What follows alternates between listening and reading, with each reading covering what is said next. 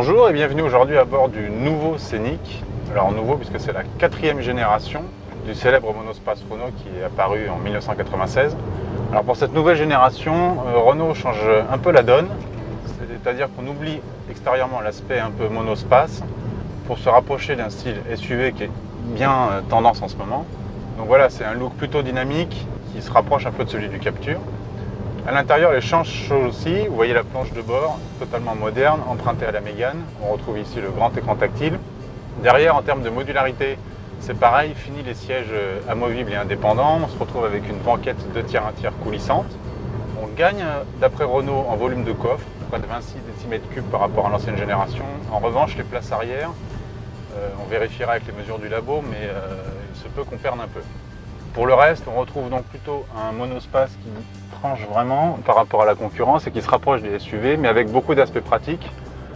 Donc déjà cette modularité avec la banquette arrière coulissante, mais aussi plein de rangements à bord, notamment cette grande boîte à gants ici, où on peut mettre près de 11,5 litres de choses, qui est réfrigérée, voilà. Une petite console centrale coulissante, avec des porte-gobelets et des rangements à l'avant et à l'arrière. Donc c'est plutôt pas mal, des rangements aussi dans les planchers, aux places avant et aux places arrière. Donc ça c'était des choses qu'il y avait déjà dans l'ancien Scénic mais qui sont reconduites ici. Pour le reste, donc le Renault existe avec pour l'instant 2 moteurs essence, un moteur de 115 chevaux et un autre de 130, et plusieurs diesels de 95, 110, 130 et 160 chevaux. Ici nous sommes dans la version essence 130 chevaux. C'est plutôt pas mal, un peu creux sous 1500 tours minute, mais bon, franchement ça suffit. L'autre grosse nouveauté de ce Scénic, c'est qu'il est obligatoirement chaussé en 20 pouces, donc des grandes roues. On pourrait craindre un peu pour le confort. Très honnêtement, c'est très correct. Bon, à part sur quelques compressions où ça tape un peu, mais pour le reste, franchement, c'est plutôt pas mal. Et puis surtout, ça apporte au look extérieur. Donc voilà, le Scénic sera en concession mi-octobre.